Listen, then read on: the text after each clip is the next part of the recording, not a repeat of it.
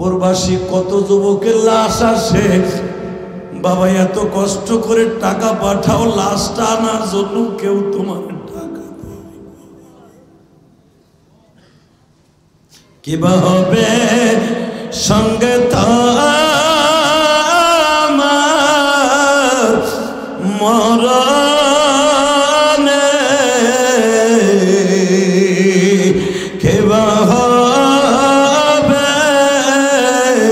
সঙ্গে তোমার কাফনে, কিবা হবে সঙ্গে তোমার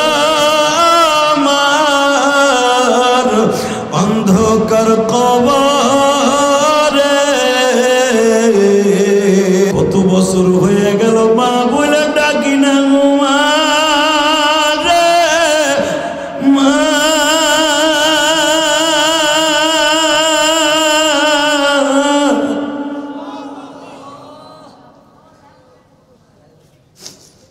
আল্লাহ যাদের মা নাই তাদের চোখের পানির বদলা না দিয়ে ফেরত দিও না। আমার দাড়ি বাগা বাজানরা হয়তো কাঁদে কনকনে শীতের মধ্যে, দেখো আমার বাজানরা কান্দে গো। কার মা জানবে শীতের মধ্যে ভালো একটা কাপড় পরিধান করে নাই, তোমারে আমারে কাপড় কিনে দিত।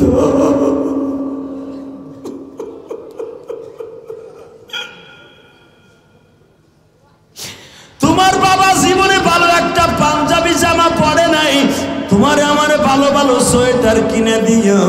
আজকে মাটির ঘরে ঘুমাই রইছে, আল্লাহ যাদের বাবা মা কবরে, কবরটা জান্নাতের বাগান বানায় দিয়া। তো বাচ্চা হারুনা রশিদ ওরা নিজেকে চেনার জন্য মাঝে মাঝে রাস্তায় বের হতেন। শুধু বাচ্চা হারুনা রশিদ না, ওই জামানার সব রাজা বাচ্চাগুলা। এখন তো মিডিয়ার যুগ, হাসিনারে খালেদা জিয়ারে কে বদনাম কয় কে সুনাম কয়, আমি ইলিয়াস রহমান জিহাদিরে কে বদনাম কয় সুনাম কয়। আমার একটা ওয়াজ সকালবেলা বাইরে লিখ কমেন্ট দেখলি ঠিক পাই, কয়জন আমারে বাস দিছে, কয়জন আমারে দোয়া দিছে। কথা কোন না ভাই? ওই জামানায় তার এটা সিস্টেম ছিল না রে ভাই। বাজান রে বাচ্চা হারুনা রশিদ নিজে ইউটিউবার বানায় ফেলতেন, রাস্তায় বের হইতেন। হঠাৎ করে রাস্তা দিয়ে যখন হাঁটতেছে, সাথে দুইজন গোলাম সাথে নিয়ে নামতেন যেন মুছতে না পারে। ওই গোলামের মাথার মধ্যে বাজান একটা টুরি দিতেন, জাকা দিতেন, বাজারের জাকা। ওই জাকার মধ্যে 100 স্বর্ণ মুদ্রার প্যাকেট থাকতো। আল্লাহু আকবার বলেন। 100 স্বর্ণ মুদ্রার প্যাকেট থাকতো, 100 স্বর্ণ মুদ্রা থাকতো ব্যাগের মধ্যে। এরকম 100টা ব্যাগ ছোট্ট প্যাকেটে করে বাচ্চা হারুনা রশিদ তার খাদেমের মাথায় দিয়ে রাস্তার অলিতে গলিতে ঘুরত। যদি তারে কেউ কথা দিয়ে খুশি করতে পারত, তার 1000 টাকার একটা পোটলা হাদিয়া দিত। এরকম সিস্টেম যদি আমাকে ওই শ্রীপুর থাকতো, বুড়া চাচা তসবি লইয়া কোন সময় হে টাকা পাইবে এই লোভে তসবি দিয়ে প্রশংসা করতো চেয়ারম্যানের। ঠিক না বেটি?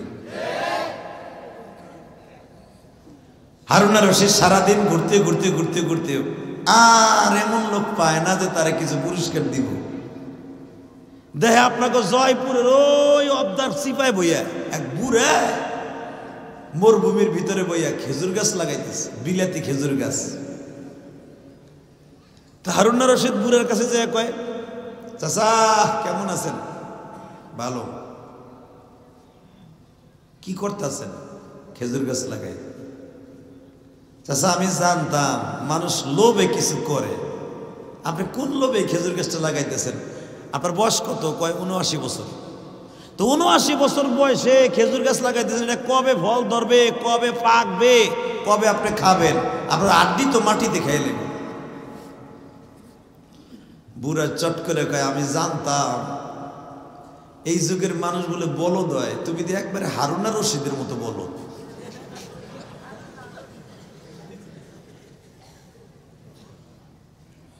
হারুনা রশিদের গোলাম কয়, স্যার অনেকে জাহা দিয়ে চাইবা ধর্ম। হারুনা রশিদ বলে, উসকুত সুকুত আম্মা ফি ওয়াক্তিম্মা, এই সময়ের জন্য মুখটা বন্ধ করো।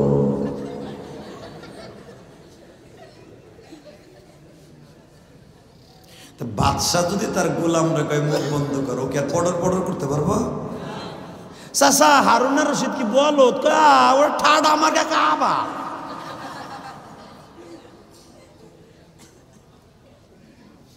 চাচা আবাল হইল কেমনে? ওই বিশ্লেষণ শুনতে চাইও না, তাহলে আরো 2-3 কেজি বদনাম কইতে হইব আমার, অত দরকার নাই। আচ্ছা জাগা, একটা মানুষ সবার কাছে ভালো হয় না, হারুন সবার কাছে ভালো হইব না। আচ্ছা একটা কথা কই, কি তুমি কবে গাছে ফল ধরবে এই আশায় কিলে গাছ লাগাইতেছ? সঙ্গে সঙ্গে কয় তোমার মাথায় কি কোনো সমস্যা আছে? কবে ফল ধরবো এই আশায় যদি মানুষ ফল গাছ লাগাইতো, জীবনে কোনো নাতি পোতাই জগতে ফল পাইতো না। দাদাই লাগায় নাতিতে খায়, বাবাই লাগায় পোলারা খায়। কথা কর না, আপনারা তো চাচা জীবনে লাগান না, এর লেগে তো যে ও কন্যা হ কন্যা নে দানো না সাদা পরে বাপেরটা লাগান না খাইতেছে না কিনাডা।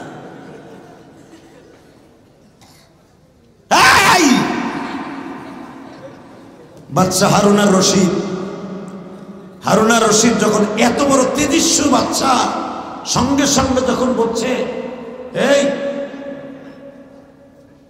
তুমি কি পাগল নাকি হারুনার রশিদের মতো যে একটা ফল গাছ আমি লাগাবো আমি খাবো এই নিয়ত করে দুনিয়ার যদি সবাই লাগাইতো, নাতি পোতারা জীবনে ফলের চোখেও দেখতো না, আর হারুনার রশিদও জীবনে দেখতো না। চাচা তোমার কথাটা আমার ভাল লাগছে, এদিকে আও তো, এটা পোটলা দাও। পোটলাটা চাচার হাতে দিয়ে কয় চাচা এইটা আপনার কথায় আমি খুশি হইয়া আমি আপনার হাদিয়া দিলাম। সুবহানাল্লাহ কোন জন কইছে হাদিয়া দিলাম, বুড়ে মুসকি মুসকি হাসে আর কয় তুমি তো আবারও সে হারুনা রশিদের সাথে বড় আবাল। শুনছি হারুনা রশিদ কথায় খুশি হইলেই খালি টাকা দেয়, তুমি কি এই ব্যক্তি নি নাকি? কয় চাচা আপনার কথা আমার ভাল লাগছে, ধরে নেন আমি হারুনা রশিদের মতোই একজন। ভালো লাগে দিয়ে দিচ্ছে একটা পুটলা।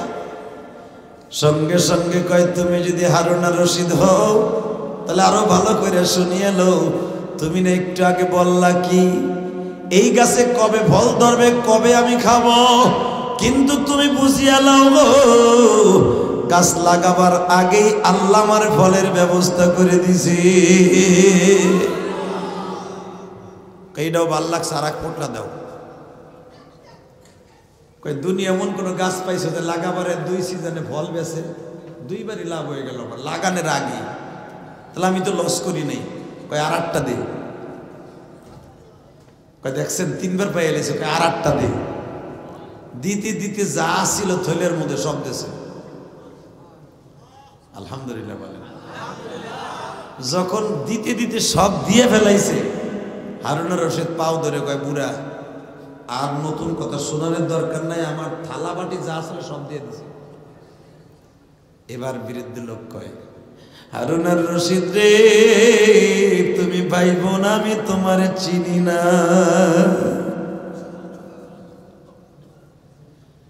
কারণ এত টাকা 100 পোটলা, এক একটা পোটলার মধ্যে 1,000 করে দিনার আছে। তাহলে বুঝিয়ে লাও অন্তত আমি 1 লক্ষ দিনার পাইয়া গেছি। গাছ লাগার আগে যদি 1 লক্ষ দিনার পাই, তুমিও দিতে দিতে দিতে তোমার সব থলিয়া শেষ হয়ে গেছে।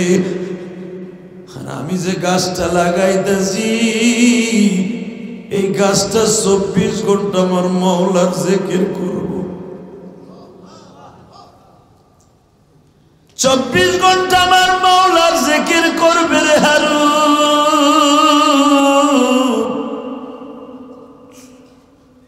আমার আল্লাহ নিজে বলেন যদি জীবনে কোনো একটা দিন আমার বান্দা আমারে খুশি করতে পারে, এই 10টা পৃথিবীর সমান একটা জান্নাত আমি মাওলা তার জন্য দলিল করে দিব।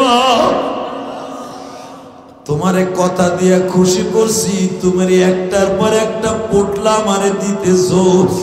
আর আবার আল্লাহ বলেন তুমি একবার সুবহানাল্লাহ, একবার আলহামদুলিল্লাহ, একবার আল্লাহু আকবার বলবা, তাসবিহাতুন ওয়াহিদা বাইনাস সামাওয়াতি ওয়াল আরদ। বান্দা একবার সুবহানাল্লাহ, একবার আলহামদুলিল্লাহ, একবার আল্লাহু আকবার বলবি, আসমান জমিনের মাঝে যতগুলা ফাঁকা জায়গা আছে নেকের দ্বারা ভরপুর করে দেব আমি মওলা। এ হোমনার কুমিল্লার বাইরা,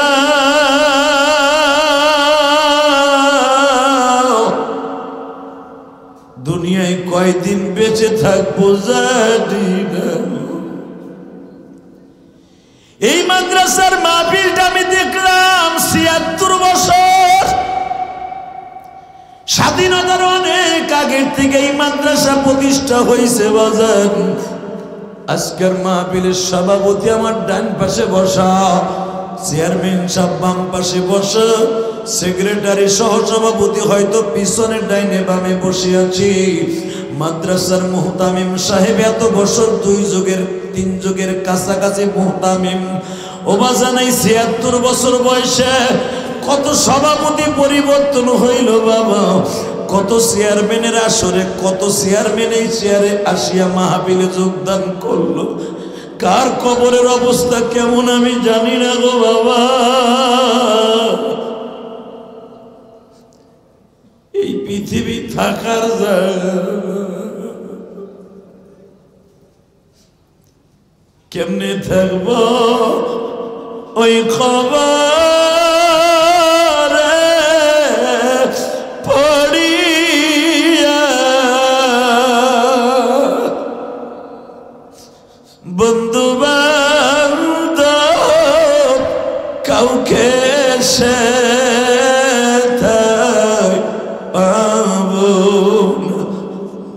আল্লাহ যারা আমার সাথে দেখো ইশকের আগুন দিয়া শব্দ বলে।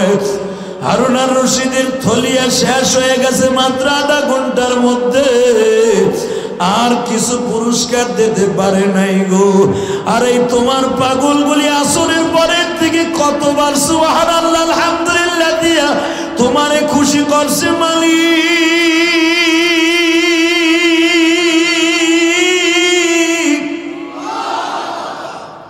এদেরকে গভীর রাত্রে কি দিয়ে খুশি করবে আমি জানি না।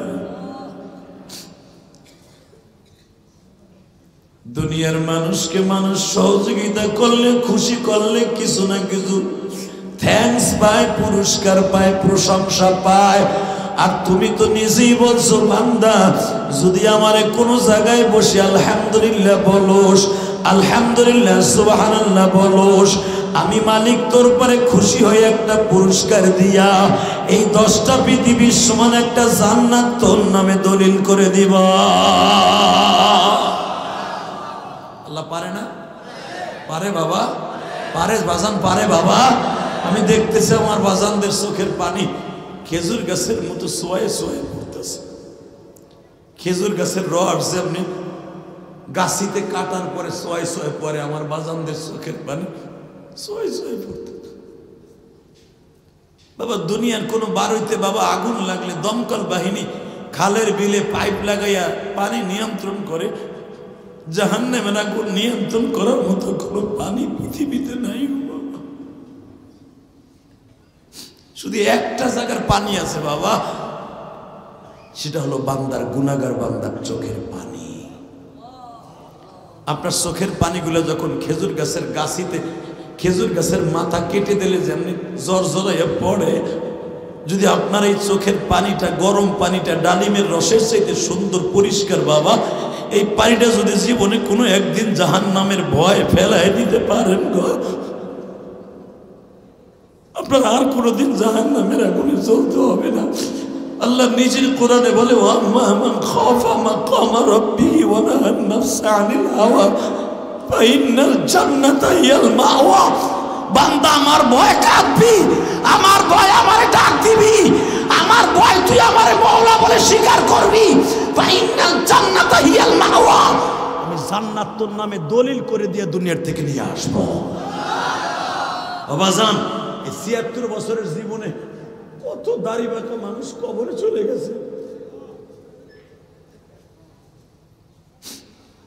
বাবা আমি আপনাদের মতো 12 বছর বয়সে মা হারাইছি। আমার ওয়াজ যারা ইউটিউবে শুনছেন তারা জানেন আমি একটা মা হারা সন্তান। এই পৃথিবীতে যার মা নাই ওর মতো দুঃখ আমি আর কেউ নাই। পৃথিবীতে বউ বলেন, সন্তান বলেন, চাচি বলেন, চাচা বলেন, মামি বলেন, খালা বলেন, কেউ মার মতো না রে বাবা, কেউ না, কেউ না, কেউ না।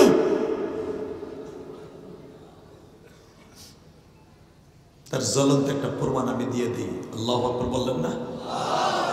আরো জোরে কর, আরো জোরে। কয়েকদিন আগে আমি কুমিল্লা গেছিলাম মাহফিলে। কুমিল্লা মাহফিলে গেছি 14 গ্রাম। এক প্রবাসী আমার কাছে এসে বলে, হুজুর এমন কোন রাত নাই আপনার ওয়াজ শুনে আমি বালিশ ভিজাই না। হুজুর সবচেয়ে একটা কথা মানে এখনো কাঁদায়, পৃথিবীর সবাই স্বার্থপর, একজন মাত্র বিনা স্বার্থে সন্তানের পিছনে শ্রম দেয়, সেই শ্রমওয়ালা ব্যক্তি হলো জনম দুঃখিনী মা। কথা বলেন না কেন? জনম দুঃখিনী বাবা। এই যে তোমাদের চেয়ারম্যান, জানি না মা বাবা বেঁচে আছে কিনা, মনে রাখবেন ওনার বাবা মা যদি আজকে বেঁচে থাকতো, এই জয়পীর ইউনিয়নের সবচেয়ে বেশি খুশি হইতো তার মা। যদি তার বাড়ির চাকরানি হিসাবে দরজার কাছে দাঁড়ায় তার জন্য রাত 12টা 1টা 2টা পর্যন্ত অপেক্ষা করত, সেই কাজের বুয়াটার নাম হলো মা। রাত 12টার পরে সে মিটিং শেষ করে, মাহফিল শেষ করে বাসায় যেয়ে দেখে বিবি ঘুমায়, কিন্তু এমন একটা কাজের বুয়া যেই মা জীবনে ঘুমাইতো না। আমার তাইজুল না আসা পর্যন্ত আমার চোখের ঘুম হারাম হয়ে গেছে। ওই প্রবাসীর এই ওয়াজটা আপনি আমার এই গ্রামে করবেন। আমি বললাম বলো কি, আমার একটু তাজরেবা দাও। বলে হুজুর আমি এই বছরের কথা বলি, আমি লাকেজ ভর্তি মাল আনছি। আমার বউ আসার 1 সপ্তাহ আগে আমার বলতেছে আমার ছোট্ট বোনের জন্য 1 ভরি ওজনের একটা চেন আইলো। হুজুর আমি 26 বছর সৌদি আরব থাকি। হুজুর আমার ওয়ার্কশপ আছে সৌদি আরবে জেদ্দায়। আপনি এবার জেদ্দায় গেলে আমার সাথে দেখা না করে আসবেন না, আমি আপনার অনেক ভক্ত। আমি আপনারে দিয়ে আমার জেদ্দায় আমার ফ্যাক্টরির মধ্যে ওয়াজ দেব। আলহামদুলিল্লাহ বলতে পারলেন না? আমারে বলে হুজুর, আমার বউ আমারে বলে আমার ছোট বোনের জন্য একটা চেন আনবা। হুজুর কিনলাম। আসার 2 দিন আগে বলে আমার মার জন্য 2টা হাতে চুরি আইনো, একটা বাতের চেন আইনো। হুজুর আসার 1 ঘন্টা আগে আমার বউ বলে তুমি তো এখন রওনা দিবা, লাকেশ টাকেশ গোছাইছো, আসার সময় আমার জন্য একটা পেঁচের আংটি আইনো, তোমার বড় ভাবে যেরকম পড়ে। হুজুর আমি আংটিটা কেনার সুযোগ পাই নাই। হুজুর আমি আমার মা বেঁচে আছে, আমার আব্বা নাই। আমার বৃদ্ধা মায়ের ফোন দিলাম, মা তোমার কি লাগবে? মা বলে কিচ্ছু লাগবে না, তোমার চেহারাটা লাগবে আমার সামনে।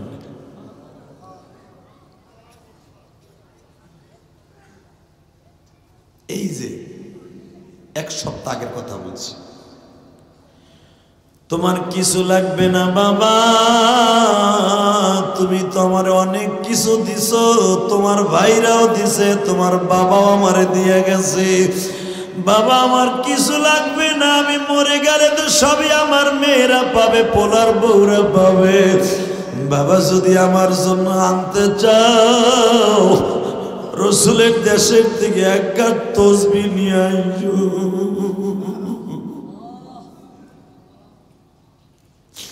আরে জনম দুঃখিনী মা গো, মা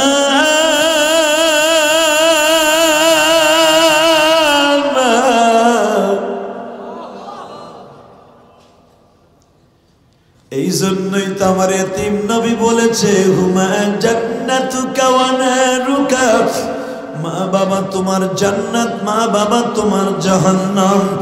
যুবক ভাই বাকি অংশ আরো ভয়ঙ্কর। ওই যুবক আমারে বলে, হুজুর 26 বছর আমি থাকি, মাত্র 17 বছর বয়সে আমি, হুজুর 15 থেকে 17 বছর বয়সে আমি সৌদি আরব গেছি। হুজুর এখন তো মোটামুটি আমার যৌবনকাল শেষ হওয়ার পথে। হুজুর ভালো করে বুঝিয়ালো, আমি লাকিসটা নিয়ে যখন আসছি পেছের আংটিটা আনি নাই। আমার বিবি সারা রাত আমার সাথে কথা কয় নাই।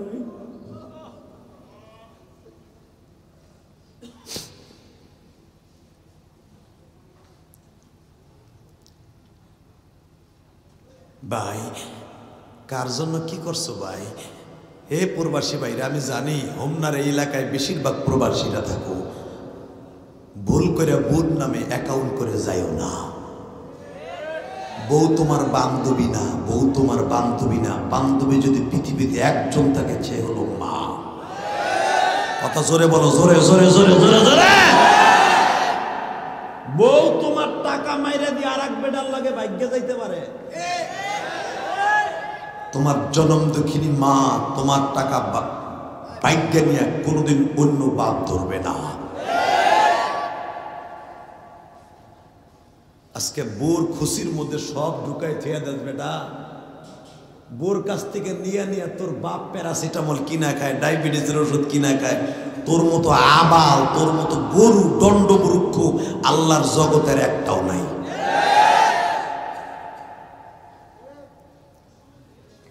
কষ্ট হইতেছে?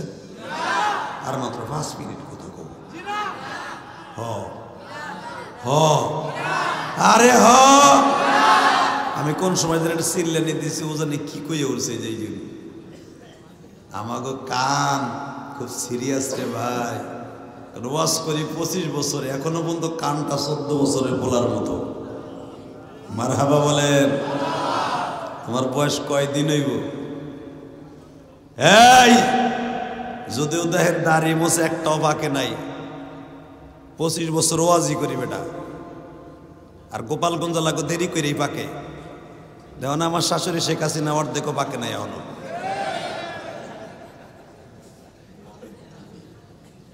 শুধু একসাথে বলতে হবে, জমিনের মালিককে আল্লাহ। আসতে কইলে লুলো হইয়া মরবা। এই জমিনের মালিককে আরো জোরে বলো, কে কে কে? দুনিয়ার ভান্ডার শেষ হয়ে যাবে দিতে দিতে, আমার মওলার ভান্ডার কোনোদিন শেষ হবে না। মিথ্যা মামলা খাইছেন, তার কাছে নালিশ দেন এই রাত্রে। রেজেক নাই, তার কাছে বুঝায় কর। রোগে ভুগতাছেন, তার কাছে বুঝায় কর। সব কিছু সে দেবে। কে দেবে? কে কে কে কে? এ তালবে আলিম বাবাজি, তোর বাবা অটো রিক্সা চালায়, তোর লেখাপড়া করায়। আল্লাহর কাছে কোরআন শরীফ পড়ে পড়ে বাবার লেগে দোয়া কর। আজকের তালবে আলিম গুলো তো বাবা মায়ের কথা ভুলেই গেছে গা। মা বাবার টাকা দিয়ে মোবাইল কেনে। ওর বাপ একটা শীতের পোশাক কিনতে পারে না, পোলায় মোবাইল কিনে চালায়। এরকম বাটপার তালবে আলিম আছে না নাই? আমি মোহতারাম সাহেবরে বলবো, যখনই দেখবেন তোর ছাত্র হাতে মোবাইল আছে, ওরে পা উপরের দিক দিয়া বাইন্দা পিডাইয়া 3 দিন ওরে জ্বর লাগাইয়া আপনি প্যারাসিটামল খাওয়াবেন।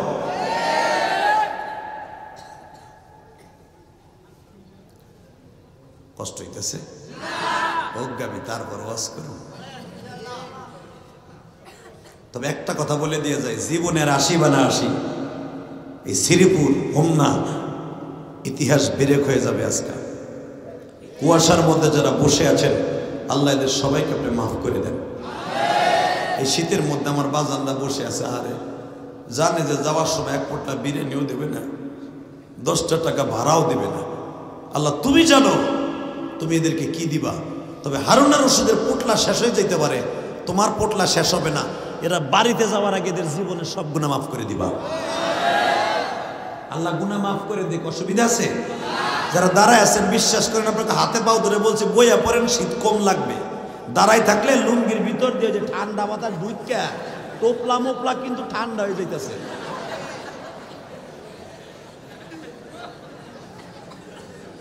টুপলা ডারে ঠান্ডা না করে বইয়া পড়ো, হাত পাও গোছাইয়া বইয়া বইয়া ওয়াশ শোনো, কামে লাগবে। মারহাবা কন্ত। যেইগুলা খাড়াই রয়েছে সবগুলা চায় না প্যান্ট পরা, ও এমন প্যান ও পইরা বসতে গেলে প্যারাত করে বাইরে যাবে, এই জন্য বাটপার গুলা বসেই না। এগুলা বছরে একবার খাড়ায় খাড়ায় মতন সারা বইয়া মুততে পারে নাকি। প্যান তো আর প্যারাত প্যান, দামরা গুলা খাড়ায় খাড়ায় বসে। আল্লাহ কবুল করেন, জোরে করে আমিন, আরো জোরে করে আমিন। আজকে মুসলমান মায়ের খায় না। এবাজান ফিলিস্তিনের দিক তাকায় দেখেন মুসলমানের মায়ের কয় কোয়ালিটির। সকালবেলা বাপরে কইছে আব্বা, হাত দিয়ে রাগ করেন না, সকালবেলা আব্বারে কইছে আব্বা আমার জন্য বিস্কুট লয়ে দেখেন নাই গত সপ্তাহে ফেসবুকে পেপারে দেও নাই, এই আওয়াজটা বাড়া, এ মাইকেলা বাড়া, মাগনা পয়সা নিস না, আমরা যখন চিল্লে নাই তুই একটু চিল্লা বাড়া, খালি আমরাই বলে মাগনা পয়সা নেই, বাড়া আরো বাড়া, তো এবার তো হাত ছড়া, ওই বামারটা কিন্তু হেনার দিবি না, ওই যে পকেটে তুই সরই নিত, এগুলো কঠিন বাটপার মাইকেলা, চিল্লানি দিলি কমাই দেয়। কালকে আবার ওর খ্যাপ ধরতে হতো, দুই চারটা কাটলে তো আর বুঝেন না সমস্যা। হুজুর মরে মরুক, আমার মাইক না মরে। রেডি? আপনারা দেখেন নাই উলামা ইকরাম চেয়ারম্যান সাহেব দেখেন নাই? ফিলিস্তিনে সকালবেলা 7.5 বছরের বাচ্চারা বলছে আব্বু আমার লাগে বিস্কুট লয়ে এও। বিস্কুট লয়ে ঠিকই আইছে, পোলা ইসরায়েলি বেজরমাদের বোমার আঘাতে কাফনের মধ্যে শুয়ে রয়েছে। তোমরা নিজেরা দেখছো, আমি নিজে দেখছি। কাফনের কাপড়টা যখন এইভাবে পোটলা বানায় বাইন্দে থুয়ে দিছে, আমার দিক তাকান। আপনার বাংলাদেশে এই অবস্থা হবে না, আপনি কেমনে বাঁচবেন? এইভাবে সিলেটারে শোয়াই রাখছে পুলিশে, কাপড়ের কাপড়টা এইভাবে ফাঁক কইরা। বাবা ওই বিস্কুটের প্যাকেটটা মরা ছেলের হাতের মধ্যে দিয়ে কয় তুমি মাওলারে যাই কই ওই বিস্কুটটা আমারে খাইতে দেয় না।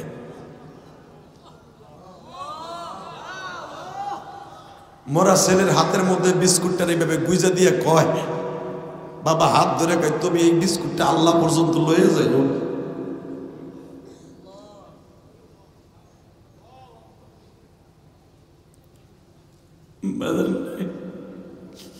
বাবা সন্তানের মাথার কাছে বসিয়া বিস্কুটটা হাতে দিয়া কান্দে, ও মানি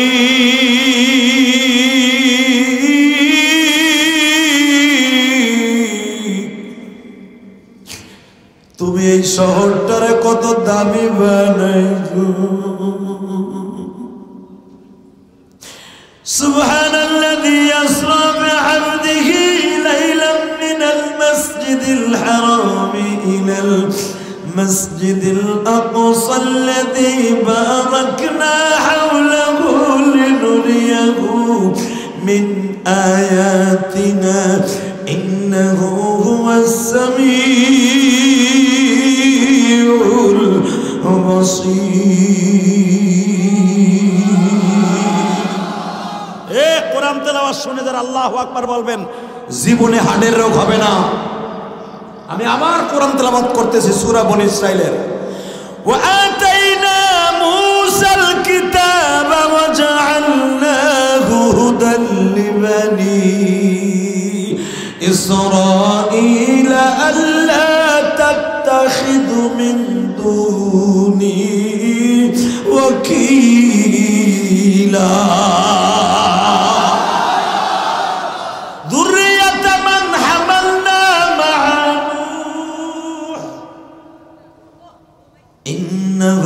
কানা আবদান শাকুরা। এই পৃথিবীতে 2টা শহর কিয়ামতের আগ পর্যন্ত ধ্বংস হবে না। আরো জোরে বলতে হবে। কয়টা? জোরে কন, আরো জোরে। 2টা জায়গা কিয়ামতের আগ পর্যন্ত ধ্বংস হবে না, এমনকি ইসরাফিলের সিংহায় ফু দিলেও ধ্বংস হবে না। একটা হলো মসজিদুল হারাম ইলাল মসজিদুল আকসা। এই 2টা মসজিদ কোনোদিন ধ্বংস হবে না। এই 2টাকে আমার আল্লাহ এইভাবে জিবরাইলকে বলবেন এইভাবে যেভাবে আছে ওইভাবে উঠাই লইয়া। হেরেমের 12 কিলোমিটার জায়গা আর বাইতুল মুকাদ্দাসের 6.5 কিলোমিটার জায়গা। এই জায়গাটা সহ জিবরাইল উঠাই নিয়ে যাবে আসমানে। জোরে জোরে জোরে জোরে জোরে। এই দুইটা জায়গা নিয়ে একটা মসজিদের পাশে খেজুর গাছের মতো লাগাই দিবে। সেই জায়গাটা হলো বাইতুল মামুর। আত-তুরি ওয়া কিতাবিন মাসতুর ফি রাক্কিন মানশুর ওয়া বাইতুল মামুর, যেটা ফেরেশতাদের কিবলা, ওই ফেরেশতাদের কিবলার পাশেই দুইটা কিবলা আমার আল্লাহ লাগাই দিবে। জোরে জোরে জোরে জোরে জোরে জোরে। আমার আল্লাহর দুইটা পাও এই দুইটা কিবলার উপরে থাকবে। এ ভাই এ তুমি যাও না, এ ভাই হলো এ ভাই তুমি যাও না, তুমি গেলে কিন্তু আমি ওয়াজি করব না। এমনি লোক কম হইছে মিয়া, এ উঠে হাঁটা দিছে। মারহাবা বল। আল্লাহ আমার ভাই বয়ে রয়েছে, আল্লাহ তারে মাফ করে দিও। আল্লাহ ইচ্ছা করলে যাইতে পারতো, কইতে পারতো যে তোমার বাড়ি আমি খাইয়েছি না, আমি তোমার কথা শুনবো। আল্লাহ আমার ভাই আলেমের কথা শুনে বয়ে পড়ছে। দেও না তার সন্তানগুলার আলেম বানায়া। যারা আলেমের কথা শুনবে মনে রাখবেন 100% সে আলেম ভক্ত। আর যারা আলেমনে গালি দেবে মনে করবেন অবশ্যই ওর মার পরীক্ষার ফসল। কথা কন না, বেজর মা সারা কোনোদিন আলেমরে গালি দিবে না। কথা আসতে কইলে লুলা হইয়া মরবা। তারাই আলেমরে গালি দেবে, তারাই নবীরে গালি দেবে, তারাই নাইবে নবীরে গালি দেবে, তারাই মুরব্বীদেরকে গালি দেবে, তারাই মুসলমানকে গালি দেবে। জাগো জন্মের মধ্যে ভেজাল। ইসরায়েল বেজর মা, একজনের মারও বিয়ে হয় নাই, সব আলোই সিঙ্গিল টাকার ফসল।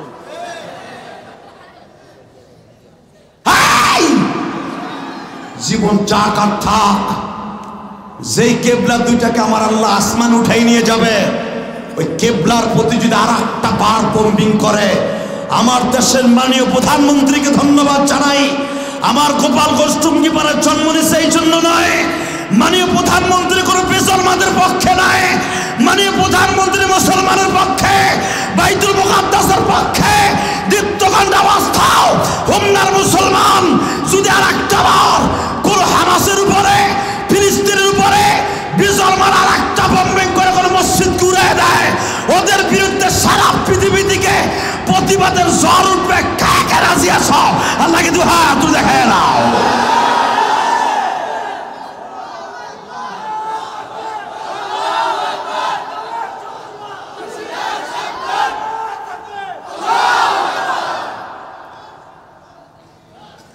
বইয়া বইরা হিজলা পিটিকে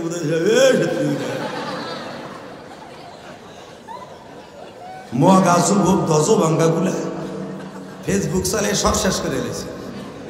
এই পাশে কেটে তাক করতেছ খারাপ, এ কোনায় কে দিছে খারাপ? এটা মার জোরে মগা খারাপ তোর মোবাইল দেখ জোরে আওয়াজ দে।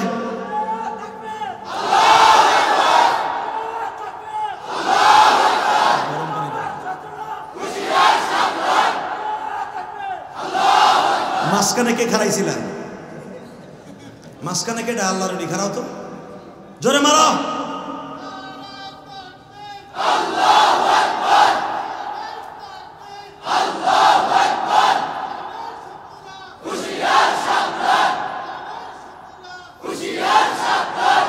মারহাবা। ইসলামের শত্রুরা আমাদের দেশে নাই, আছে আছে।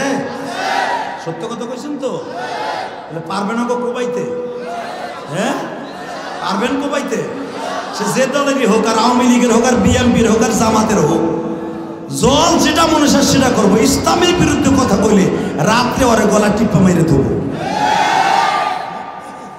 কোন অবৈধ সন্তান ছাড়া কোন আলেম ওলামার গালি দিতে পারে না। কথা বলে না কেন? ইমাম আবু হানিফা রাহমাতুল্লাহ আলাইহি বিকালবেলা আসরের পরে মেসাক করতেছে, রমজান মাস, মারহাবা বলেন। মাঠের পাশে বসে মেসাক করতেছে। 3 টাইমে আমাদের দেশের পোলাপান ক্রিকেট খেলে না? হ্যাঁ, তো খেলা তো ওই জামানাও ছিল, হয়তো খেলার কোয়ালিটি আলাদা ছিল। তো ওরা বল খেলতেছে, কাঠের বল। তো হঠাৎ করে আইসা বলটা ইমাম আবু হানিফার পিঠে লাগছে। ইমাম আবু হানিফা এমন একজন বুজুর্গ, যিনি কোনো মাসলা ইস্তেমবাদ করার আগে, মাসলা হল করার আগে আমার নবীর সাথে পরামর্শ করতেন। সুবহানাল্লাহ, বাইতে যায় কইও, এখানে কইলেই তো হারুন রশিদের মতো শেষ হয়ে যাবে। আমি আবার বলছি, আমার ইমাম, আপনার ইমাম আবু হানিফা রাহমাতুল্লাহ এমন একজন বুজুর্গ ছিলেন, উনি কোনো মাসলায় ঠেকে গেলে নবীর কাছ থেকে হল করে নিতেন। আর প্রতিটা মাসলা লেখার আগে 2 রাকাত নামাজ পড়তেন, লেখার পরে 2 রাকাত নামাজ পড়তেন। এত বড় বুজুর্গ আজকে বাংলাদেশে আহলে হাদিস নামে আহলে হদস খবিশ, আহলে হাদিস না, এটা আহলে হদস। আহলে খবিশ নামে এক গ্রুপ আছে বাংলাদেশে, ওরা ইমাম আবু হানিফা, আমার কলিজার টুকরা আবু হানিফাকে তারা কাফের বলে। যদি তোমার এলাকায় এরকম 2-4টা বাইরাইয়া যায়, বাইরাইয়া মাতামতে সেইসব চেয়ারম্যানের কাছে ধরে লইবা। ইমাম আবু হানিফা রাহমাতুল্লাহ যিনি 40 বছর ইশার ওযু দিয়ে ফজরের নামাজ পড়ছে। আল্লাহর কুতুব, কত বড় বুজুর্গ ছিলেন উনি। কেন 40 বছর ইশার ওযু দিয়ে নামাজ পড়লেন ফজর পর্যন্ত? উনি ভাবতেন যদি 40 বছরের ভিতরে আমি মারা যাই, ওযু অবস্থায় মারা গেলে সে ডাইরেক্ট জান্নাতে যাবে। আল্লাহ আমাদের সবাইকে মাফ করে দেন, জোর করে আমিন। আরো জোর করে আমিন। আমার মনটা খারাপ লাগতেছে, আর মাত্র 15 মিনিট কথা কবে, এরপরে ইনশাল্লাহ কষ্ট মষ্ট সব যাইব না। কয়টা পর্যন্ত চলবে? হজর পর্যন্ত চলবে? আরে কুমিল্লার ভাষা রে, হজর পর্যন্ত চলবে তো? সবাই থাকবেন? সবাই থাকবেন? এই বুঝে শুনে কইেন, সবাই থাকবেন? পরীক্ষা করে দেখবো, সবাই থাকবেন? আল্লাহকে হাত উঠে দেখান তো কে কে ভাগবেন। আমি দেখি নাই, এইটাই ঠিক, এইটাই ঠিক। আপনিও থাকবেন না, আমিও থাকবো না। কালকে আমার মাহফিল, আমার গোপালগঞ্জ, আমার মাতৃভূমি, মানে প্রধানমন্ত্রী এলাকায়। আলহামদুলিল্লাহ বলেন। যাক, আপনারটাই ঠিক, আপনি হাত উঠেছেন না, সবাই যাবো না। শুধু আমার দিকে তাকাবেন। এই জমিনের মালিক কে? হ্যাঁ, আবু হানিফা রাহমাতুল্লাহ যখন বল পিঠে লাগছে, আবু হানিফা ধরেন চেয়ারম্যানের পিঠে একটা বল লাগলো, আর পিএস বলটা ধরে রাখতে পারে না। হ্যাঁ, চেয়ারম্যান সাহেব বলছে, দেখ কি করে বাচ্চাগুলো চুপ করে দাঁড়ায়, দেখ দিস না, সব বলটা পরে দে। তো যখন ইমাম আবু হানিফার পিঠে লাগছে, ইমাম মুহাম্মদ বিন হাম্বল তার সামনে দাঁড়ানো, বড় বড় শায়েক তার সামনে দাঁড়ানো, এই অবস্থায় বলটা লাগছে শায়েকের গায়ে। স্যার, মানে আল্লাহর কুতুবের গায়ে যদি একটা বল লাগে, তার মুরিদরা তুমি জীবন দিয়ে দিব, ঠিক না বেটি? পরে যাইয়া মাথাটা যাইতে ধরে আর কাদা খাওয়াই দিব। ইমাম আবু হানিফা দেখেন কত বড় আল্লাহর ওলি, সুবহানাল্লাহ সুবহানাল্লাহ সুবহানাল্লাহ। বলে ছোট বাচ্চা, ওদের সাথে ফেরেশতা থাকে। আমার নবী যেরকম মাসুম, ছোট বাচ্চাগুলোও মাসুম। ওরা খেলা খেলতেছে, কিচ্ছু কইও না, বলটা একটু দেরি করে, দেখো কি করে। তো যারা আর 10 জন পোলাপানা ছিল, ওরা কেউ ইমাম আবু হানিফার সামনে আইয়া বল চাইতে সাহস পায় না। সবাই পিছনে দাঁড়ায়, না ভাই আমি যেতে পারবো না, হুজুরের গায়ে বল লাগছে, আমি পারবো না। আরেকজন গায়ে সম্ভব না, বুজুর্গের গায়ে লাগছে, আমি শুনছি আমার বাপ হুজুরের কাছে মুরিদ, আমার আব্বা যদি শুনে আমার আড্ডি কুড্ডি ভেঙে লেব, আমি বল চাইতে পারবো না। আরেকজন গায়ে ভাই মনে হয় আজকে আমরা লুল হয়ে যাবো, হুজুরের গায়ে বল লাগছে। একটা দৌড়ে বল চাইতে পারবি না, আমি যাই দাঁড়া। এমন কিছু বেজার মাথায় না? হ্যাঁ, এই যে পরিমণির বলার মতো, বিয়ের 3 মাস পরই অঙ্গা অঙ্গা। কতক্ষণ না কেন কষ্ট হইতেছে? হ্যাঁ, বাংলাদেশে খালি আলেমুল আমারে গালি দাও না, খালি আলেমুল আমারে গালি দাও। আজকে প্রিন্স মামুন নামে এক বদমাইশ, ওর মার বয়সী এক মারে লইয়া ওরে রং রং করতেছে। সরকার এইগুলো দেখে না, মামুনুল হক কি করলে এটা নিয়ে খালি ঘুরতেছে। প্রিন্স মামুন রে দেখে না। কতক্ষণ লাগে? 2 মিনিট। বুঝছি আপনাকে চার্জ নাই। এ মুসলমানের বলা এবার আওয়াজ দিও। ইমাম আবু হানিফা রাহমাতুল্লাহ দেখে কি একজন দৌড়ে কইতেছে, এবড়া কি হইছে বল না, কি যায় আমি লই না। ইমাম আবু হানিফা কই দেখো সাইয়া দেখো কি করে। আই কই বল দেন হুজুর, বল দেন। আবু হানিফা ইমাম মোহাম্মদ বিন হাম্বল কয় কে বাবা একটু পরে না, কয় না বল দেন, আমরা হুজুর মানুষ বল দিয়ে কেটবে না, বল দেন। আবু হানিফা রাহমাতুল্লাহ আলাইহি বলে আর গোরাগারে ভেজাল আছে।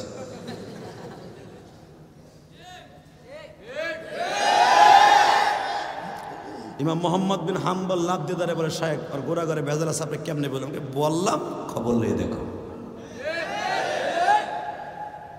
ইমাম আবু হানিফা যদি ওই আপনাকে মোতাম সাহেবের জিজ্ঞান কোনো কাস্টরে বলতেন এইটা অমক, দলিল দিয়া ছেড়ে দিতেন ইমাম আবু হানিফা এমন একজন ইমাম।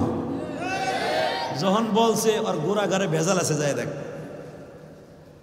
কই হুজুর তার মানে? বলে যে বেজরমা ছাড়া আলেম ওলামার সামনে এইভাবে বেয়াদবি করতে পারে না। এলাকার মুরব্বীটা রাগ হয়েছে, আপনিও তো রাগ হবেন যদি আপনার বাতিজারে কই এটা বেজরমা। হুজুর কি কইলেন গোপালগঞ্জ থেকে কেমনে বললেন হোমলা এটা বেজরমা আছে? অবশ্যই মাইন্ডে লাগার কথা। চেয়ারম্যান সাহেব যদি বলতাম আপনার এই লোকটা আপনার এই কর্মীটা বেজরমা, সেটা লাভ দিয়ে কইতে এই হুজুর জানে আমার এলাকার না ঢুকি, হুজুর কিন্তু হাত পাও কাটতে দেবো হোক সে গোপালগঞ্জের বলা। কথা কর না কেন, কথা কর না কেন? ইমাম আবু হানিফা যখন বলছে মানুষ তো শুনে লাইছে, সাথে সাথে এলাকার কিছু পাইটু তাই না? আপনি জানেন এটা ওই বড় লোক বাড়ির পোলা, শিল্পপতির নাতিও। সবার মাইন্ডে লেগে গেল, সবার মাইন্ডে হঠাৎ করে দিয়ে জিজ্ঞেস করলো আব্দুল কুদ্দুস সাহেব কথা জিজ্ঞাসা, এই পোলাটা কার? এটা তো আমার নাতি। বেশ লাগছে রে, কোন জায়গায় কি গিট্টু দিলি মামা আর তো বাঁচার সিস্টেম নাই। জিজ্ঞেস করছে আপনার পোলার এই নাতিটা কবে কেমনে হইল? কয় আর বললেন না,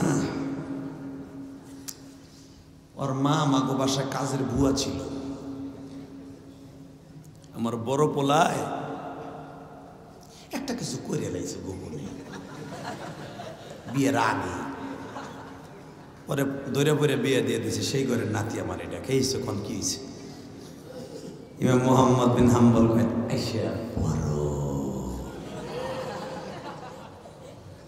কাম সারছে।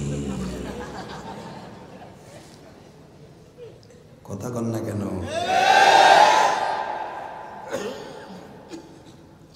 কোন আলেমকে কোনো বেজরমা ছাড়া কোনোদিন যদি দেখেন কোনো মুরব্বীর সামনে দ্বারা অপমান করে, কোনো মেম্বার চেয়ারম্যানকে সামনের পরে দ্বারা অপমান করে, দেখবেন একটা অবশ্যই ওর বাপের পরকীয়ার ফসল, ওর মার পরকীয়ার ফসল। কষ্ট হইতেছে? বেজরমা জন্ম নিছে, বাংলাদেশের জন্ম নিয়ে বাংলাদেশের বাহিরে যাইয়া আমার এতিম নবীরে চরিত্রহীন বলে গালি দেয়, আমার নবীরে সন্ত্রাসী বলে গালি দেয়, আমার নবীরে পরকীয়ার মাস্টার বলে গালি দেয়, আমার নবীরে বলে বাল্য বিবাহের কারণে যদি মুহাম্মাদের এই জামানায় বেঁচে থাকতো ফাঁসি হইতো। তার ভিতরে আসাদ নূর একটা, মুফাসসির ইসলাম মুফা একটা, কবির চৌধুরী চলে গেছে কবির চৌধুরী একটা, হুমায়ুন চৌধুরী একটা, দীপ্তকণ্ঠ আওয়াজদীপ যুবক। যদি হোমনার জমিনে আমার চরিত্রবান নবীকে কেউ চরিত্রহীন বলে গালি দেয়, কোন আলেমকে গালি দেয়, পরে জাগায় পিটাই রুলা বানাই ফেলাবে। রাজি আসো না নাই? কে রাজি আসো? আল্লাহকে রাখবেন হাত তুলে দেখায় দাও।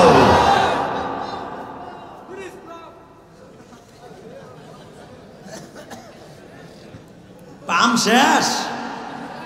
এই জীবনের বিনিময় হলো এই যে মাদ্রাসার হুজুরগা রক্ত পানি করে ছাত্রদেরকে লেখাপড়া করায়। কিছু কিছু মুনাফেক মার্কা মুসল্লি আছে দেখবেন, দাঁড়ায় দাঁড়ায় সমালোচনা করে, সভাপতির সমালোচনা করে, মনে মাইরে ধরে হুজুরে বাইক থেকে বিল্ডিং করতেছে, এমন আছে না নাই? দাঁড়াই দেখবেন আলেমকে সমালোচনা করে আর গোড়া করে ভেজাল খবর লয়ে দেখবেন। শুধু একসাথে বলতে হবে জমিনের মালিককে। বাজান এবার আমার দিকে তাকান, বিশ্ব নবীর জামানায় একজন আমার নবীরে গালি দিয়েছিল। উতুল্লিম বাদা যালিকা জানিম, উতুল্লিম বাদা যালিকা সানিম। যখন আমার নবীর অবৈধ বলে গালি দিল, নাউযুবিল্লাহ, জোরে বলেন। বাজান রে আমার আল্লাহ তার গোমর ফাঁস করে দিলেন, নবী আপনারে যে গালি দিছে আমি আল্লাহ প্রকাশ করে দিলাম ও হলো আর মায়ের পরকীয়ার পশু, আর বাবার সন্তান ও না, ও যার গা।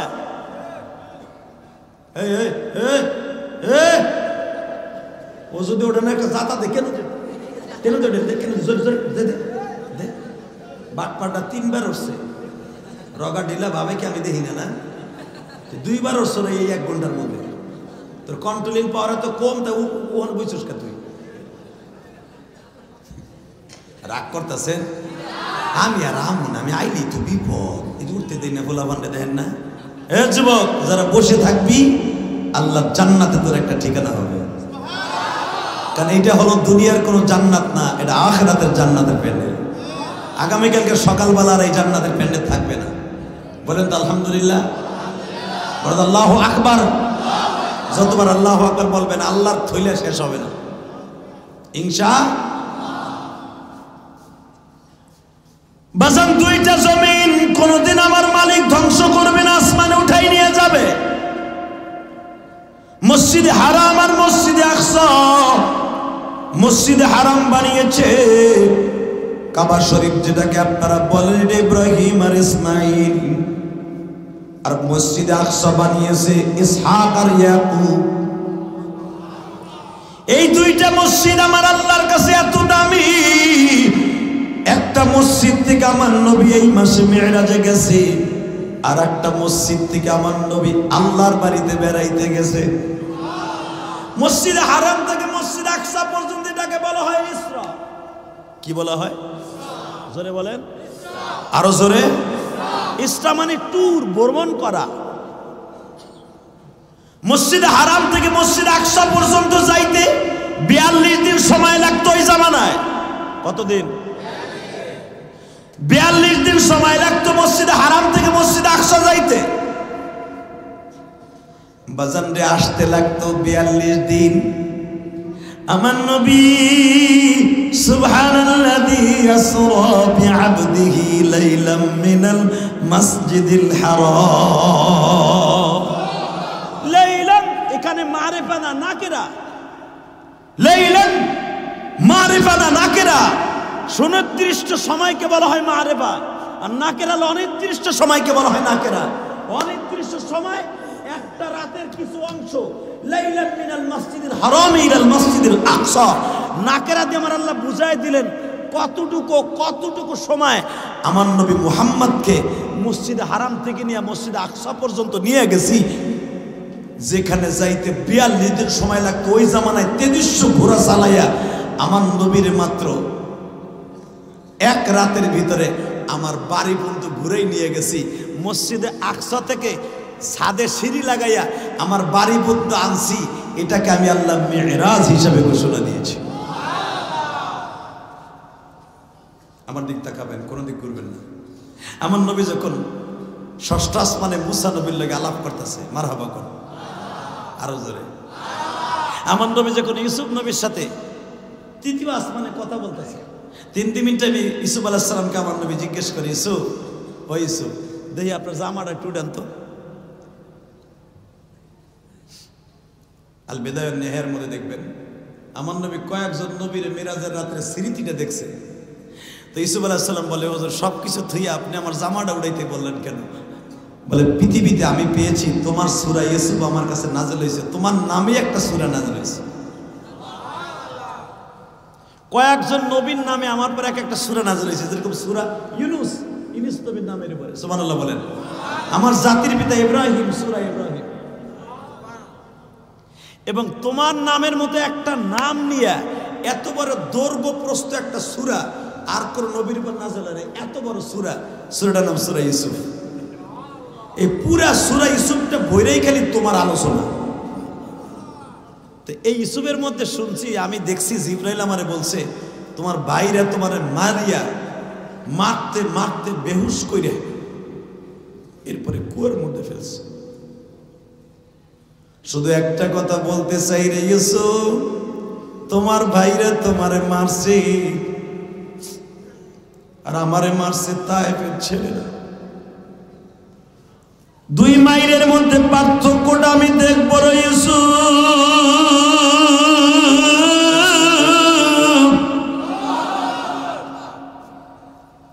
বাজান ইউসুফ পয়গম্বর কান্দে আর বলে নবীজি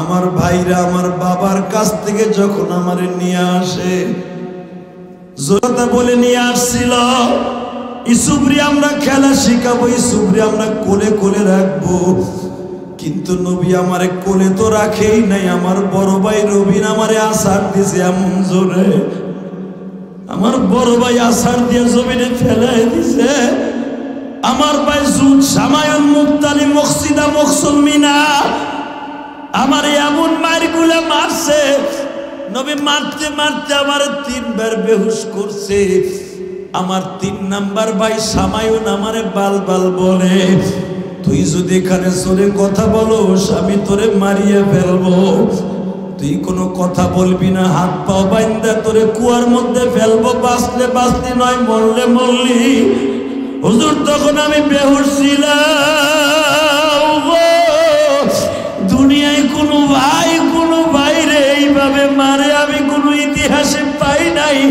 আমার নবী বলে আমিও কোনোদিন কোনো ইতিহাসে পাই নাই বাবার সন্তান হইয়া ভাইরে ভাই এইভাবে মারে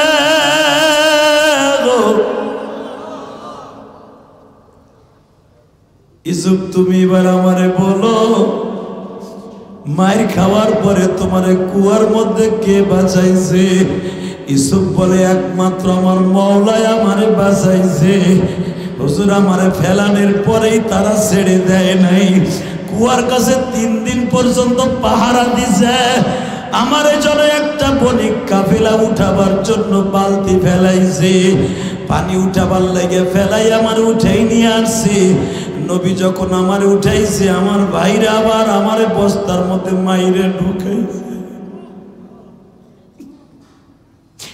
আমার সব চাইতে মনে পড়ে আমার একটা ভাই রবিন আর ইয়াহুদা যখন 3 দিন পরে আমার 3 দিন পরে কুয়ার থেকে উঠাইছে বণিক কাফেলেরা আমার উঠাইয়া যখন তারা নিয়ে যাবে আমার ভাই রবিন আমারে বলে আরে এবার ঠোঁট দুইটা ঘুষাইয়া ফাটায় দে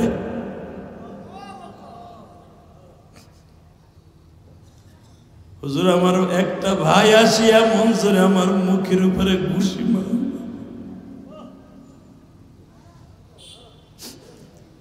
এই যে দেখেন আমার ঠোঁটটা এখনো কালো হয়ে আছে আমি যখন মিশরের বাদশা কোরআনে আছে নবী আপনি তো জানেন আমার ভাইরা যখন আমার কাছে মাপ চাইল এই রবিন আমার সামনে দিয়ে ঘুরে আর কই ইউসুফ রে আমারে তুই জীবনে মাপ করবি না আমি জানি 3 দিন যখন তোরে আমি উঠাইয়া আর একটা ঘুষি মারছিলাম আমার নিয়ত ছিল এই ঘুষি খাইয়া তুই কোনোদিন আর ওই কাফেলার কাছে আমাদের কাছে বলবি না যে আমি তোর ভাই লাগি আমরা 10 ভাই যে তোর ভাই এই মায়ের খাওয়ার পরে বলবি না ইউসুফ একটা সত্য কথা বল তুই আমারে মাফ করছনি ভাই আল্লাহর পয়গম্বর ইউসুফ বলে ভাই রে তোমরা আমার কাছে মাপ চাইছো আমার মাওলা তোমাদের মাফ করে দিলে আমিও মাফ করে দিছি আমার নবী কান্দার বলে ইউসুফ রে তোমার ভাইরা তোমারে ঘুষাইয়া ঠোঁট ফাটাইছে আর তায়েবের একটা ছেলে আমার রে প্রথম ঘুষি দিয়ে ঠোঁটটা ফাটাইছে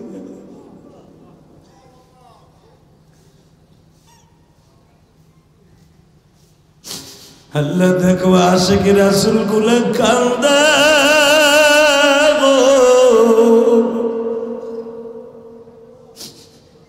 আমার নবীর কথা শুনে যারা কাঁদবেন তারা কোনোদিন বাবা জাহান্নামের আগুনে জ্বলবেন না আল্লাহ তুমি দেখো এখানে সরমনে আল্লাহর কুতুবের মুরিদেরা আছে বাবা সরমনাই উজানি যারা গেছে উজানির মাহফিল শুরু হয়ে গেছে গো বাবা উজানির মাঠে সরমনার মাঠে যারা গেছো তারা দেখছো জাহান্নামের বয়ান যখন আরম্ভ হয়ে যায় এই পাগল গুলার কেউ ধরে রাখতে পারে না ও শুধু লাফাইতে থাকে আর মাওলারে বুঝাইতে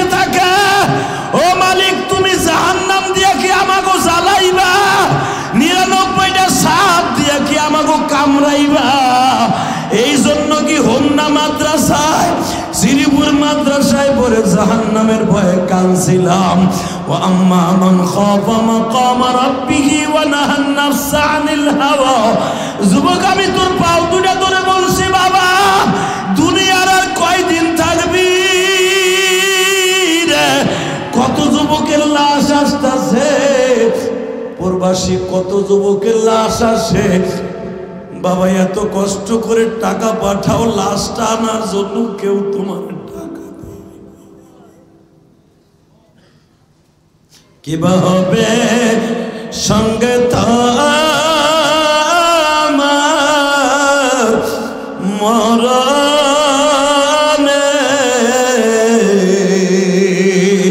কিবা হবে সঙ্গে তোমার কাফনে, কিবা হবে সঙ্গে তোমার অন্ধকার কবরে, কিবা হবে সঙ্গে তোমার মিজারে।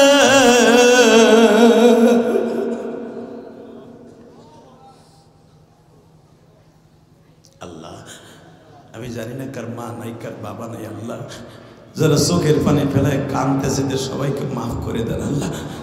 আল্লাহর কসম করে বলছি, আমার এক ভাই সৌদি আরব থাকে, চেয়ারম্যান সাহেব, এখানে আসার আগে সে বলে, হুজুর আপনার মসজিদে আপনার মাদ্রাসায় আমার শাশুড়ি 1000 টাকা দিচ্ছে।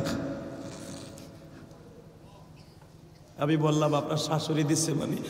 হুজুর আমার শাশুড়ি অনেক দিন আগের থেকে নিয়ত করে আছে আপনার ওয়াজ শুনে, যে আপনি আপনার মায়ের জন্য মসজিদ করছেন কেরানীগঞ্জ, এই শরীফুল হক আব্বাসী যেখানে থাকে ওর সাথেই আমি নিজের জায়গা কিনে একটা মসজিদ করছি বাবা, 4 কোটি টাকা খরচ করে। হয়তো আমার ওই মা ওয়াজটা শুনছে, তার জামাইরে বলছে হুজুরের হাতে 1000 টাকা দিয়ে আসবে।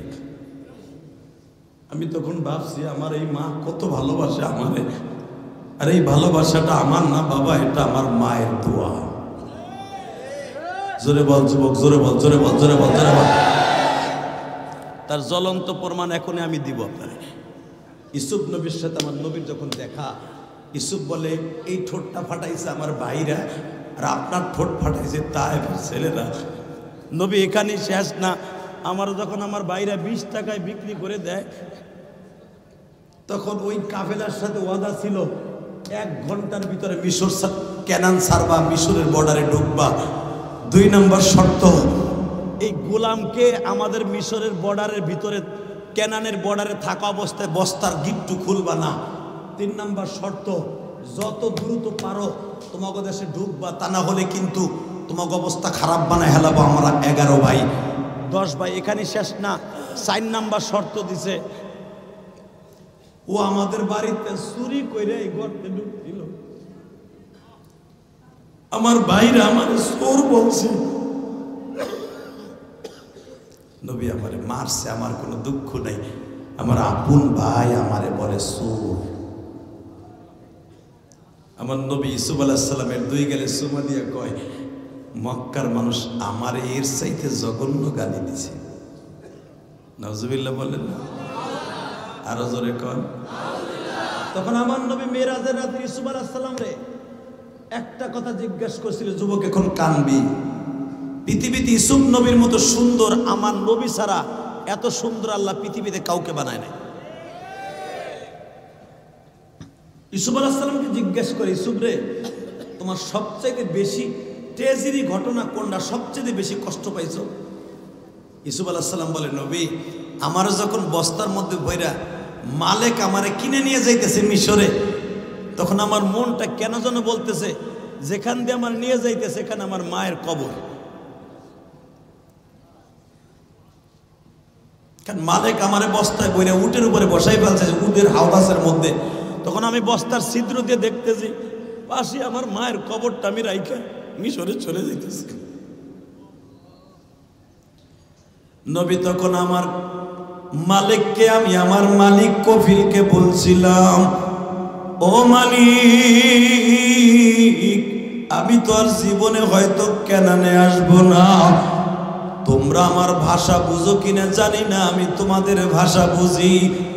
আমি অন্তত 100-র উপরে ভাষায় কথা বলতে পারি। তুমি আমার সাথে একটু ওয়াদা দিবানি, ওই যে উঁচা একটা পাহাড় দেখা যায়, ওইখানে আমার জনম দুঃখিনী মা ঘুমাই রয়েছে। যদি আমার একটু সময় দিতা, আমি আমার মায়ের কবরটা জিয়ারত করে আসতাম। যুবক ভাইরা রে, গত কয়েকদিন আগে আমি আমার মায়ের কবর জিয়ারত করতে গোপালগঞ্জ গেছিলাম। ওখানে মাহফিল ছিল দিনের বেলা। মায়ের কবরের পাশে দাঁড়াই আমার মাওলারে বুঝাইয়া বললাম, মালিক, এই দুনিয়ায় যদি কেউ কষ্ট পায়, একটা বোন থাকলে বোনের কাছে বলে।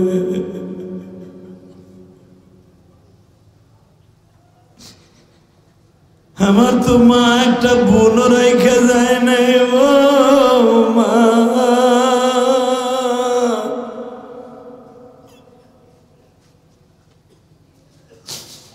মার কবরের পাশে দাঁড়াইয়া বলছি, মা,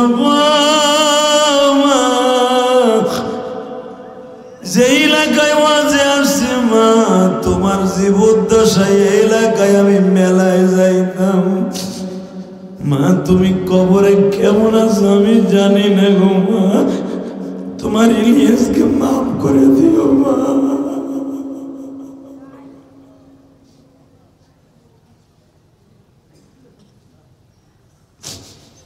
ও আমার তালবে আলিম বাবাজিরা, এই যে দেখো শরীফুল হক আব্বাসী, ওর মায়ের মৃত্যুবার্ষিকী যেই তারিখে হয়ে গো, তখনও একটা পোস্ট দেয় মায়ের কবরটা টার্গেট করি। কত বছর হয়ে গেল মা বলে ডাকি না গো মা রে, মা।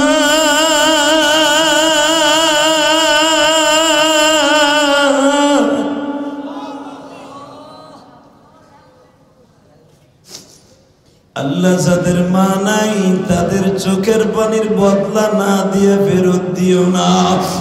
আমার দাড়ি বাঁকা বাজানরা হয়তো কাঁদে এই কনকনে শীতের মধ্যে। দেখো আমার বাজানরা কান্দে গো,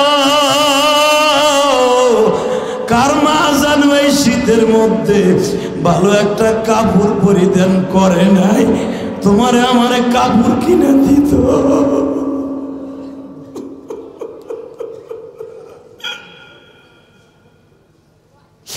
তোমার বাবা জীবনে ভালো একটা পাঞ্জাবি জামা পরে নাই, তোমারে আমারে ভালো ভালো সোয়েটার কিনে দিও। আজকে মাটির ঘরে ঘুমাই রইছে। আল্লাহ যাদের বাবা মা কবরে, কবরটা জান্নাতের বাগান বানায় দিয়া। আল্লাহ তুমি কবুল করো, জোরে করে আমিন। আরো জোরে বলেন আমিন। কষ্ট হইতেছে বাবা? তাহলে একসাথে বলতে হবে, আমি যদি পারি আমার মায়ের জন্য 4 কোটি টাকা খরচ করে মসজিদ বানাইতে, 30টা সেকেন্ড এমন কেউ আসো মুনাজাত করার আগে একটা যুবক এই ময়দান ছেড়ে যাবে না, আমার সাথে ওয়াদা দিবা, যদি আমি জান্নাতে যাই তোমারে থুয়ে যাব না। কে কে রাজি আছো? দেখে আল্লাহকে হাত তুলে দেখো। উঠান উঠান উঠান, হাত উঠান, উঠাও। মুনাজাত না করে কেউ যাব না ইনশাআল্লাহ। ইনশাআল্লাহ। এই রাত 11:30টার সময় যারা ওয়াদা দিচ্ছেন, আমি আল্লাহকে সাক্ষী রেখে বললাম, এই মাদ্রাসার জান্নাতের টুকরা, এই মাদ্রাসাকে সাক্ষী রেখে বললাম, এই চেয়ারম্যানের সভাপতিকে সামনে নিয়ে, আপনার মা বাবা কোনোদিন জাহান্নামে চলবে না। ইনশাআল্লাহ বলেন। যদি আপনার কোনো আমলে আপনার মা জান্নাতে থাকে, আপনার বাবা জান্নাতে থাকে, কেন করবেন না ভাই? মা বাবার সৎ সন্তান কোনোদিন মা অসুস্থ হয়ে ঘরে পড়ে থাকুক এটা চায় না। তো ওই মা কবর অসুস্থ হয়ে পড়ে থাকবে, এটা কোনো সৎ সন্তান চাইতে পারে না। তো মুনাজাত না করে যাব না ইনশাআল্লাহ। ভাই 30টা সেকেন্ড এমন কোন দোস্ত আমার আছেন?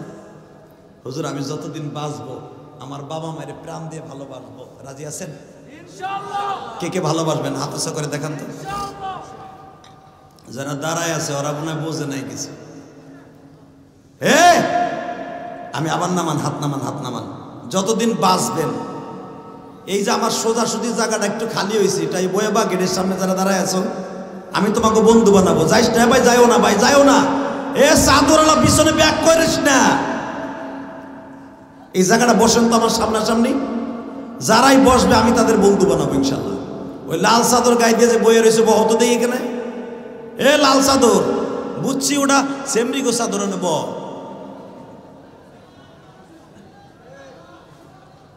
আল্লাহ কবুল করেন, জোরে না আমিন।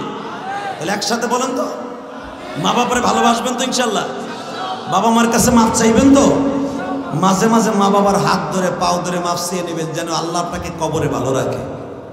ইনশা ইনশা 30টা সেকেন্ডে আমি যদি বলি 10টা লোক আমি এখানে চাবো, কালেকশন হয়ে গেছে।